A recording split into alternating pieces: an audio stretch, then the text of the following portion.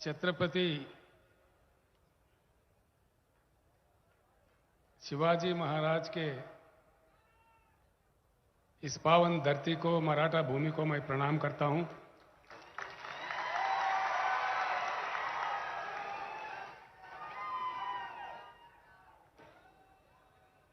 माननीय शंकरन दोंडगे जी, ex MLA, Harshvardhan Jadav जी, ex MLA, हरिभाव Rathore जी, x MP,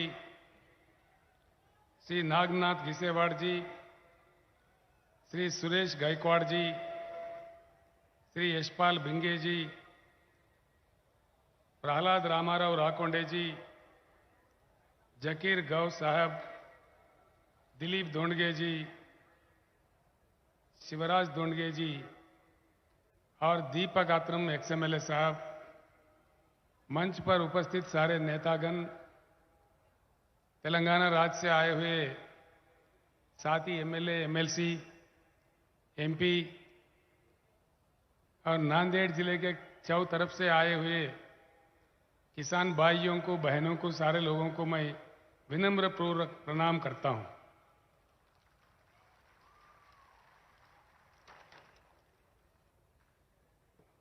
कल परसों कुछ लोग मेरे पास पश्चिम महाराष्ट्र से आए थे।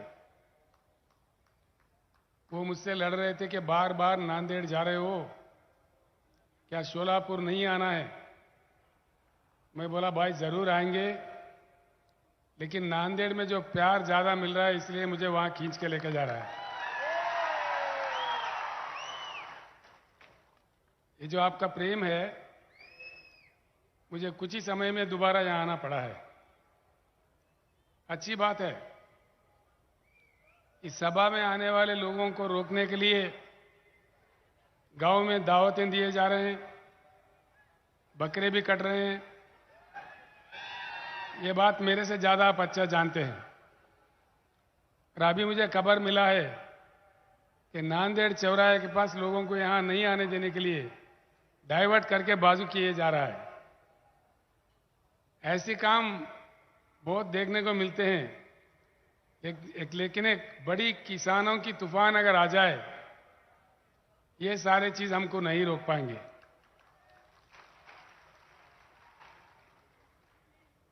पीछे जब मैं नांदेड़ में आया था, यहां के उप मुख्यमंत्री, माननीय भूतपूर्व मुख्यमंत्री भी रहे हो, देवेंद्र फडणवीस जी मेरे बारे में कुछ कह रहे थे कि चंद्रशेखर जी, आपका काम तेलंगाना में है, तेलंगाना को देख लो, यहां क्या काम है। मैं भारत का नागरिक हूं, भारत के हर एक राज्य में मेरा काम है। दूसरा बात यह है, मैं साफ बताए देता हूं कि तेलंगाना का जो मॉडल है, किसानों को निवेश के लिए हर एकड़ में 10,000 रुपए देना चाहिए। नंबर 2, किसानों को 24 घंटा उच्च गुणवत्ता वाला मुफ्त में बिजली देना चाहिए। तीसरा, किसानों को जो प्रकल्प से यानी प्रोजेक्ट से पानी दिया जाता है, जिस प्रकार से तेलंगाना में फ्री में देते हैं, मुफ्त में, प्रकल्प का पानी भी फ्री देना चाहिए। तीसरा, चौथा, किसान का किसी तरह भी दुर्भाग्यपूर्ण अगर देहांत हो जाए तो 5 लाख रुपए का बीमा दिलवाना चाहिए। पांचवा, किसानों का जो पैदावारी है, सारा का सारा पैदावारी जिस प्रकार से तेलंगाना राज्य में 7,000 केंद्र खोल के, खरीदारी केंद्र खोल के सरकार ही एक एक दाना खरीदता है, उस प्रकार से महाराष्ट्र में भी किसानों का पूरा पैदावारी खरीदना चाहिए। देवेंद्र फडणवीस जी, आप ये काम कर दो, इसका आश्वासन दे दो, मैं महाराष्ट्र में आऊंगा, आना बंद कर दूंगा। मुझे अगर रोकना है महाराष्ट्र में आने से तो इसका अमल करो, मेरा काम खत्म हो गया। अगर जब तक नहीं करोगे तब तक जबरदस्त आता रहूंगा। आप ये वादा पूरा करो, मैं नहीं आऊंगा। जब तक ये नहीं करेंगे तब तक हम जरूर आते रहेंगे और लोगों के साथ मिलके, किसानों के साथ मिलके किसानों के हक के लिए जरूर लड़ाई जारी रखेंगे। इसके साथ एक और बात भी है। हमारे दलित वर्ग, हमारे आदिवासी वर्ग भी सदियों से परेशान है, ये हम सारे जानते हैं। उनको कैसे उनके हालात पे छोड़ेंगे, कब तक छोड़ेंगे, कितने और सदी उनको पीड़ा उठाना पड़े, ये देश के लिए, नागरिक समाज में अच्छी बात नहीं है। इसी को सोच के हमने तेलंगाना राज्य में एक बहुत जबरदस्त स्कीम, दलित बंधु नाम का स्कीम लाए हैं। हर घर को, हर दलित परिवार को 10 लाख रुपए देते हैं, जो वापस नहीं देने होते हैं, और उनका इच्छापूर्वक जो काम वो कर सकते करें। इसका कोई बैंक लिंकेज भी नहीं है। देवेंद्र फडणवीस जी, ये अंबेडकर, भारत रत्न अंबेडकर जैसा एक डायमंड पैदा हुआ भूमि है महाराष्ट्र। अगर यहां दलित बंधु आप लागू करो, मेरे अपना महाराष्ट्र का दौरा बंद करूंगा, और जब तक नहीं करोगे तब तक बिल्कुल आऊंगा और लड़ते रहूंगा। बस ये शब्द मैं यही खत्म करता हूं, और ये देवेंद्र फडणवीस के ऊपर छोड़ देता हूं, उनके विज्ञता पे छोड़ देता हूं। वो क्या करने वाले हैं, क्या नहीं करने वाले हैं, आगे चल के हम देखते हैं। भाइयों, यहां समझने की बात है, कोई लंबा चौड़ा भाषण भी मैं नहीं बोलूंगा। धूप भी कड़ी है, बहुत देर से मेरे इंतजार कर रहे हैं, मैं जानता हूं। लोग बाहर भी बहुत है, अभी गांव में, शहर में भी। मैं सिर्फ 2-4 बातें आपको समझाने आया हूं। 75 साल हो गए देश को आजाद हुए। भाषण बहुत सुने, पार्टियां बहुत बने, मुख्यमंत्री कहीं बने, प्रधानमंत्री भी कहीं बने, आमदार खासदार तो कितने हम बनाए, बेहिसाब बनाए। चुनाव आया, अब वाला जीत गया, कोई नया जीत गया, अब वाला हार गया, तो चेहरा बदलता है, पार्टियां बदलते हैं, लेकिन हमारा हालत नहीं बदलता। मेरा आपसे प्रार्थना है, पिछली बार भी मैंने कहा था नांदेड़ में, मेरे बात यहीं सुन के यहीं छोड़ के मत जाइए। खास तौर पर जो बुद्धिजीवी है, जो पढ़े लिखे लोग हैं, जो मेरे युवा भाई है, जो मेरे युवा बहनें हैं, माएँ हैं, मैं आपसे प्रार्थना करता हूं, मेरे बातों को जरूर याद रखें, और अपने गांव या बस्ती में जाने के बाद अपने साथियों के साथ, अपने गांव वालों के साथ जरूर चर्चा करें कि सच कितना है, झूठ कितना है। चर्चा करके आप खुद फैसला ले ले। देखिए, इस देश में 75 साल का आजादी के समय में देश के किसकी हुकूमत चलाया, किसका हुकूमत चला? सिर्फ 2 पार्टियां देश पर राज करें। 75 साल में 5 साल के लिए 2-4 प्रधानमंत्री बने, वो वीपी सिंह है, चरण सिंह है, मोरारजी देसाई थे, इधर से देवेगौड़ा जी थे, बस यही लोग थे। बाकी 70 साल, गौर करें इस बात पे, 70 साल किसी ने हुकूमत किया हिंदुस्तान पे तो सिर्फ 2 ही पार्टियां हैं। 56 साल कांग्रेस पार्टी और 54 साल कांग्रेस पार्टी, 54 इयर्स, और 16 साल लगातार भाजपा। कांग्रेस ने रूल किया और बाद में अब भाजपा रूल कर रही है। कुछ फर्क देखा है आपने? कुछ फर्क देखने को मिला? कुछ महसूस हुआ फर्क? क्या फर्क पड़ा?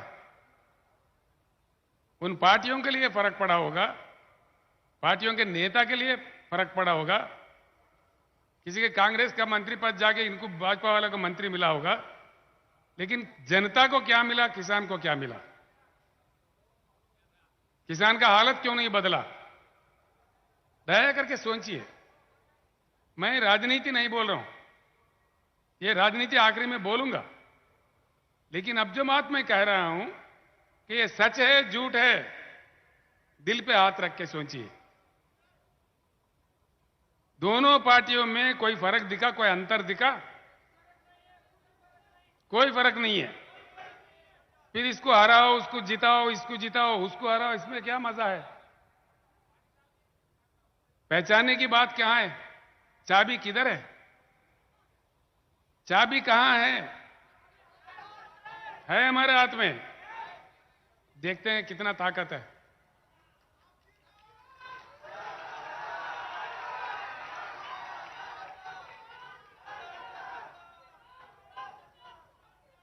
तो भाइयों, कुछ भी फर्क नहीं है। दो चीज और बताता हूं। भूमि तो हमारे पास बहुत है। ए बाबू तोंदर दिया ना फोटो, फोटो कहीं और से निकालो भाई। अमेरिका से, चाइना से, पूरी दुनिया में किसी अन्य देश से कृषि योग्य भूमि भारत में ही ज्यादा है। भारत का पूरी जमीन को अगर नाप ले, हमारा भूमि है 83 करोड़ एकड़, जिसमें सीधे ही 41 करोड़ एकड़ कृषि योग्य भूमि है। भारत का किस्मत अच्छा है, यहां सूरज अच्छा खिलता है, अच्छी बारिश होती है, क्लाइमेट अच्छा होता है, यहां आम भी उगता है, एप्पल भी उगता है। ऐसे हमारा देश है। ये सब कुछ रखते हुए सबसे बड़ा संसाधन जो मानव संपत्ति है, 1,40,000 करोड़ आबादी है हमारे देश का। ये सब कुछ हमारे पास है, लेकिन हमारे बच्चे हमारे देखते देखते मैकडोनाल्ड का पिज्जा खा रहे, फॉरेन कंपनीज के दुकानों में जाके डबल रोटी खरीद रहे। क्या ये हमारा किस्मत है? क्यों ये स्थिति है? दूसरी बात है, मैं कुछ समय के लिए एरोप्लेन में आ रहा था हैदराबाद से, उसके बाद नांदेड़ में उतरने के बाद हेलीकॉप्टर से आ रहा था। जमीन पूरा सूखा सूखा दिखता है। क्यों? पानी नहीं है। पानी, ये बात जरूर मन में रखे और जानकारी ले लें हर भाई, हर किसान नेता। हिंदुस्तान के 41 करोड़ एकड़ जमीन को सिंचन के लिए भरपूर पानी देने के लिए जरूरत से ज्यादा पानी की उपलब्धि इस देश में है। देश के नदियों में 75,000 टीएमसी पानी बहता है, जिसमें से सिर्फ 19,000 टीएमसी उठाया गया। बाकी 50,000 टीएमसी हर साल हमारे आंखों के सामने, सारे भारत के जनता के सामने, प्रधानमंत्री, कई मुख्यमंत्री, आमदार, खासदारों के सामने, हमारे आंखों के सामने से गुजरते हुए बंगाल के खाड़ी में जा रहा है। गोदावरी निकलता है महाराष्ट्र से, कृष्णा निकलता है महाराष्ट्र से। महाराष्ट्र में कोने कोने में, चप्पा चप्पे में पीने के पानी नहीं मिलता, सिंचन के लिए पानी नहीं मिलता। फिर क्या मिलेगा भैया? पानी के लिए अमेरिका को सलाम करने की जरूरत नहीं है, कोई रशिया से मांगने की जरूरत नहीं है, कोई चाइना देश के पेट में मुंडी डालने की जरूरत नहीं है या किसी को भीख मांगने की जरूरत नहीं है। हमारा अपना भगवान का दिया हुआ, प्रकृति का दिया हुआ, हमारे जनता का, हमारा देश का अपना संपत्ति है। जरूरत से ज्यादा पानी रखते हुए देश के किसान पानी से क्यों वंचित है? इस एक बात पे सोचिए, बस बात पूरा समझ में आ जाएगा। पानी नहीं है, किसी को भीख मांग रहे, बात अलग है, लेकिन पानी है और पानी जरूरत से ज्यादा है। सवाल यही है कि वो पानी समंदर में न जाते हुए जमीन पे आए और पूरे हिंदुस्तान को हरा भरा कर दे, या ऐसे ही हम रह जाए। क्या चाहिए? पानी आना चाहिए कि नहीं आना चाहिए? आना चाहिए, पक्का?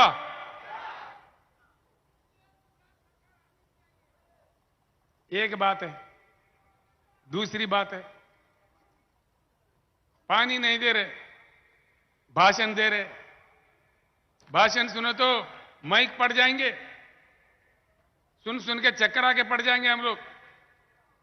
कितने झंडे, कितने नेता, वोट के समय में कितना गुमराह। आज भी सभा में लोगों को नहाने देने के लिए बकरे क्यों काट रहे भाई? अच्छा, एक बात है। दूसरी बात,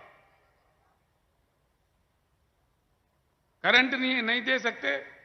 क्यों नहीं देते? क्यों करंट नहीं देते भाई? क्या क्यों नहीं देते?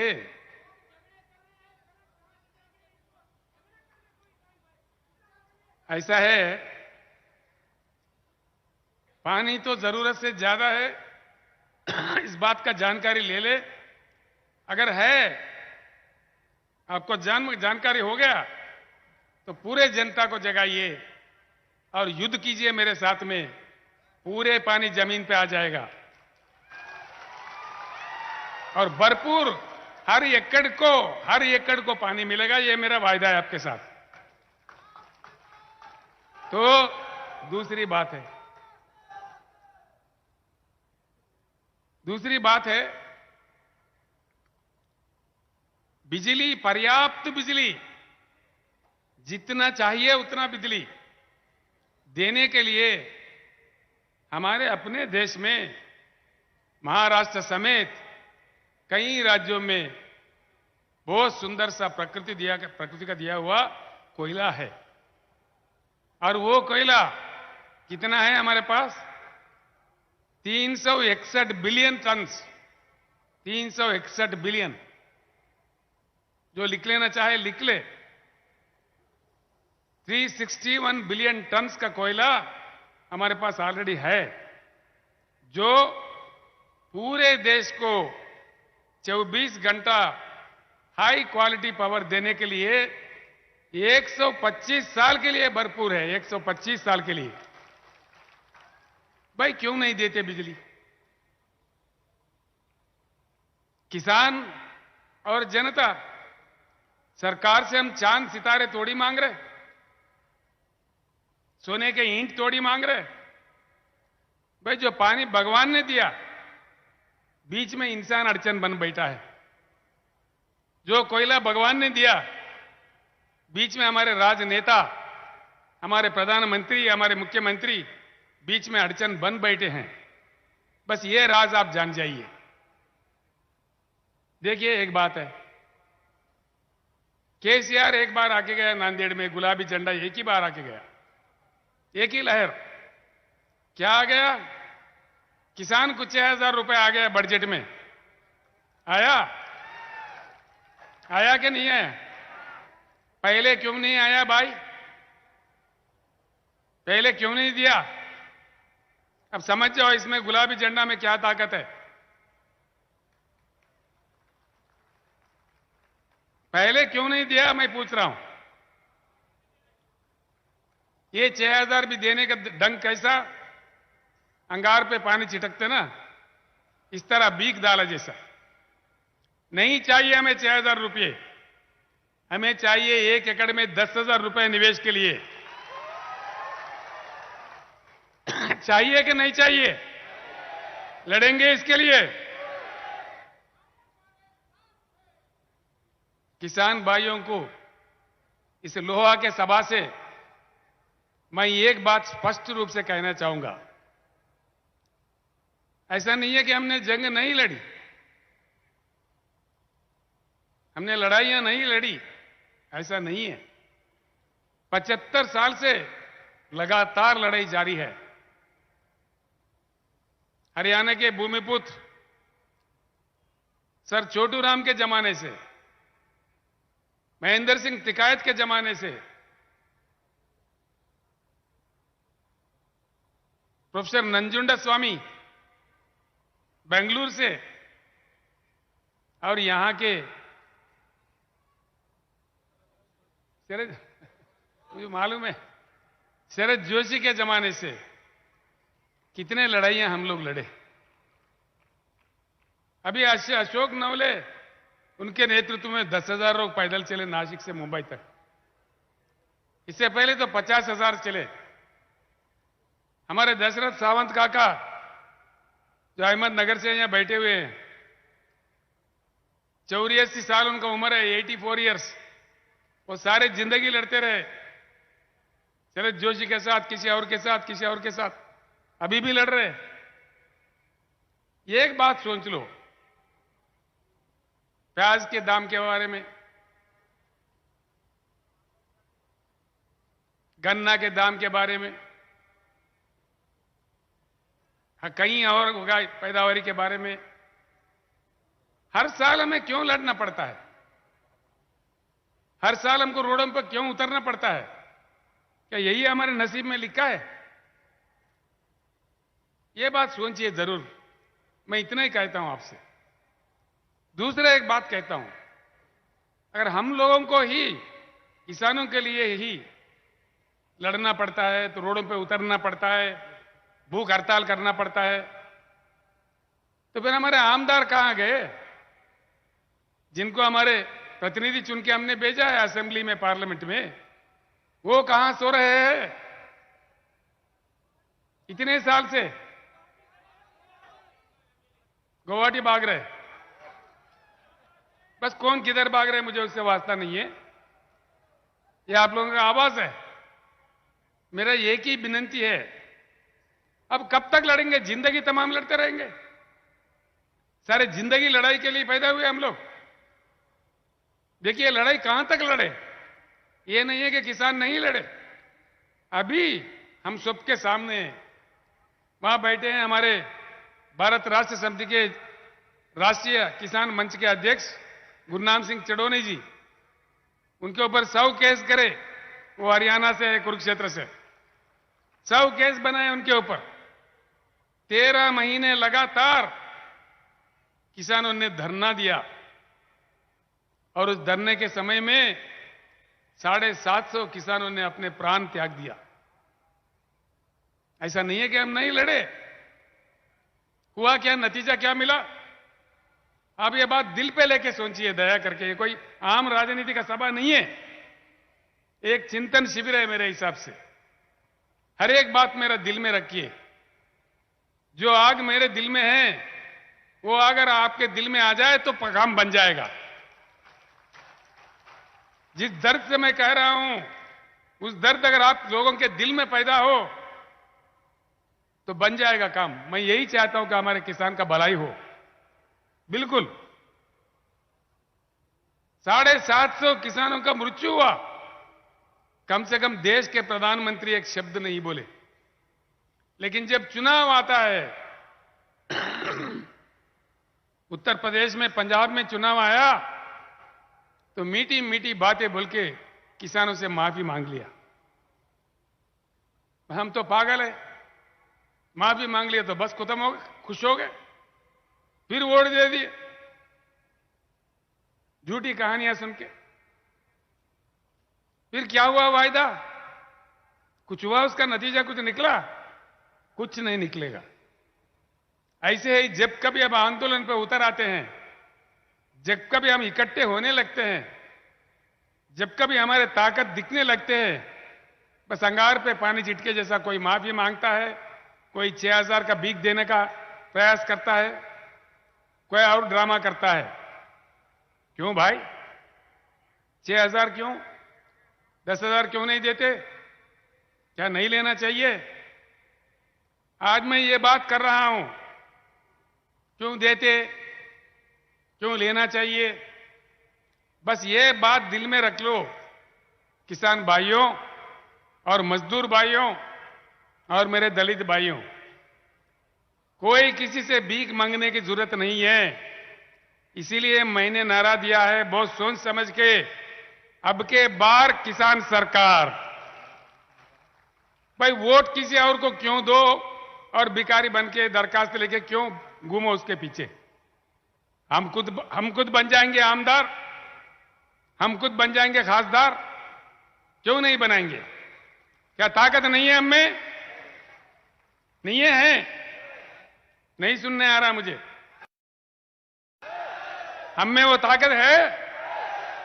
अगर ताकत है तो हम खुद बन जाएंगे, क्यों दूसरों को जिताओ और उनके पास खासा लेके फिरो। बस ये चाबी है। इस एक बात को जब हम समझे, सारी बातें सामने आ जाएंगी। मैं एक ही मंत्र देता हूं, इस देश में जब तक हम अलग अलग रहेंगे, जाति के नाम पर, धर्म के नाम पर हम बटे रहेंगे, तब तक हम ऐसे ही रहेंगे। हमारे किसान आत्महत्या करते ही रहेंगे। मेरा विनती आपसे एक ही है, जब आप इकट्ठे हो जाओ तो देखो कैसे आप 6000 आ गया, उसके बाप भागते भागते अपने गलियों में आ जाएगा। मैं आपको एक मंत्र देता हूं, किसान के एकता ही एकजुट होना ही इसका मंत्र है। तो कब तक, कहां तक हम एकजुट हो पाते हैं, इसमें हमारा नतीजा मिलता है। इसका नतीजा यहीं से मिलेगा। मैं आपसे एक ही बात, सरकार हमारी तरफ क्यों नहीं पलट के देखते 75 साल के बाद? मतलब क्या है? हमको ईजी ले रहे हैं। भाई किसान बेचारा कहां जाएगा? या तुमको देगा या मुझे देगा, या भाजपा को देगा या कांग्रेस को देगा, या रीजनल पार्टी एक दो है तो या उनको देगा तो इनको देगा। कहां जाएगा? या वोट नहीं डालेंगे क्या? ये उनका सोच है। तो इसलिए हमारे बातों को कोई दिल पे नहीं लेता। मेरा आपसे प्रार्थना है, भरपूर पानी अगर हर खेत में, हर एकड़ में चाहिए, भरपूर करंट हमारे किसान को फ्री में चाहिए, तो एक झलक दिखाइए, एक ही झलक, एक झलक। ये मैं आज इस लोहा के सभा से ऐलान करता हूं, अभी मैंने बीआरएस पार्टी का रजिस्ट्रेशन भी करवाया महाराष्ट्र के लोकल बॉडी चुनाव में। आगामी पंचायत राज इलेक्शन में हर जिला परिषद में गुलाबी झंडा खड़ा हो जाएगा। पूरे जिला परिषद का मुकाबला करेंगे। आप गांव गांव में अपना ताकत दिखाइए। कौन कौन भाग के नहीं आता मैं देखता हूं। केंद्र सरकार आ जाएगा, राज्य सरकार आ जाएगा। एक बात सोच लो, यहां बैठा है मेरे भाई बापूराव कदम जी, ये 3-4 साल से संघर्ष कर रहा है। और हमारे गणेश कदम जो युवा नेता है धर्माबाद से, वो लोग कई सालों से ये लोग कर रहे काम। इन लोगों ने क्या किया, धर्माबाद में 80 गांव के सरपंच बैठ के रेजोल्यूशन पास कर दिए कि भाई तेलंगाना का मॉडल हमारे पास इंप्लीमेंट करो, या तो हमारे को तेलंगाना में मिला दो। इन्होंने ऐसा बात किया। तब जाके सरकार ने हुकूमत दिया कि भाई तटवर्ती जितने भी, बॉर्डर के जितने भी सरपंच है, नांदेड़ में जल्दी बुलाओ, मीटिंग करो। भाई बॉर्डर के सरपंच क्यों भाई? परभनी वालों को बुलाओ, औरंगाबाद वालों को बुलाओ, ओनली बॉर्डर वालों को क्यों बुला रहे? विदर्भा से बुलाओ, पश्चिम महाराष्ट्र से बुलाओ, सभी बुलाओ। न्याय करना है तो सभी के साथ करना है ना। तो इसीलिए मैं कहता हूं, गवर्नमेंट में घबराहट पैदा करना है, गवर्नमेंट को हमारे तरफ पलट के देखने के लिए मजबूर करना है, तो आगामी पंचायती राज चुनाव में अपना ताकत दिखाइए, एक झलक दिखाइए। क्या क्या नहीं आता, क्या क्या वाक्य नहीं आता, क्या क्या योजना नहीं बनता, आप खुद देख लेना आजमा के मेरे बात को। मैं एक बात बताता हूं भाइयों, तेलंगाना 8 साल 9 साल पहले यहां से भी बुरा हाल में था। हर दिन मेरे आंखों से पानी निकलता था। एक एक दिन 5 किसान 4 किसान आत्महत्या कर रहे थे। हम रोज रो पड़ते थे। आखिरकार एक बार मैंने इनको निवेदन किया, भैया मरना मत, कुछ समय के लिए बचे रहो, मैं करंट ठीक कर रहा हूं, मैं पानी लाऊंगा आपको देऊंगा बोल के समझा के उनको रो रो के हमको बोलते थे उनको। आज भरपूर पानी मिला, करंट मिला, निवेश मिल रहा है, सब कुछ मिल रहा है, तो किसान खुश हो गया। जो राज्य तेलंगाना महाराष्ट्र से भी बुरा हाल में था, आज सुधर गया है। तेलंगाना अगर सुधर सकता है तो इतना शक्तिशाली राज्य महाराष्ट्र क्यों नहीं सुधर सकता? ये सवाल आप सोच लीजिए। इसको सुधारने के लिए कहीं 10 साल 15 साल नहीं लगेंगे। महाराष्ट्र में तो और आसान है। तेलंगाना से आर्थिक शक्ति भी महाराष्ट्र में ज्यादा है, बढ़िया संपत्ति है यहां पे। जल्द से जल्द हमारा काम बन सकता है। तो इन बातें जो मैं कह रहा हूं, मन लगा के सुनिए। अन्य बातें भी है, कई बातें हैं, हमने आंदोलन भी किए हैं, सब कुछ भी किए हैं। तो एक बात ये भी सोचने वाली बात है, आज देश आगे चल रहा है कि पीछे चल रहा है? नांदेड़ में मैं प्लेन उतरा तो वहां लोग अधिकारी मुझे बता रहे, साहब आपको जल्दी निकलना है यहां से, 5:30 बजे लास्ट टाइम है आपका फ्लाइट का। मैं बोला क्यों भाई? नांदेड़ एयरपोर्ट को बंद किया जा रहा है। 24 घंटा चलने वाला एयरपोर्ट को अब दिन का एयरपोर्ट बना दिए, क्लोज कर दे रहे। मौजूदा एयरपोर्ट अगर बंद किया जा रहा है तो देश आगे भाग रहा है कि पीछे खींच रहा है? पीछे जा रहा है, क्योंकि ये तमाशा चल रहा है। और एक बड़ी बात, फसल बीमा योजना कभी किसी को मिला? मिलता क्या? पैसा हमारा जाता है बैंक को, लेकिन हमको वापस कुछ नहीं मिलता। फसल बीमा योजना, ये भी कितना बड़ा मजाक है। ऐसे कई मजाक मतलब हमारे साथ हो रहा है। इन सारे चीजों का समाधान मैं आपको एक ही बात बताया, आप लोग देख लीजिए, सोचिए। कुछ अन्य बातें भी हैं किसानों के अलावा। काफी लोग, मेरा एक ही प्रार्थना है, एक ही मंत्र है कि जातिवाद धर्मवाद छोड़ दीजिए, किसानवाद होना चाहिए। अगर हम किसान हो, किसानवाद पे एक समय के लिए, बस एक समय के लिए इकट्ठा हो जाइए, सारे समाधान उसी में से निकल आ जाएंगे। इतना गर्म धूप में आप लोग मुझे सुनने के लिए इतना दूर आए, मैं आप सब लोगों का आभारी हूं। काफी लोग आज पार्टी में शामिल भी हुए। महाराष्ट्र के चौ तरफ से मेरे पास कई डिमांड्स आ रहे हैं। आप चंद्रपुर में आ जाइए, आप सोलापुर में आइए, आप पश्चिम महाराष्ट्र में आइए, हर जगह आइए, ऐसे डिमांड्स आ रहे हैं। तो महाराष्ट्र में जल्दी से मेरे ख्याल से क्रांति आ जाएगा। ये क्रांति का भूमि है। यहां भारत के वीर पुत्र छत्रपति महाराज का ये जन्मस्थान है। और यहां शिव महाराज जो रिफॉर्मर है, उनका ये भूमि है। ज्योतिबा फूले सावित्रीबाई का जन्म धरती ये भूमि है। ऐसे पवित्र भूमि है।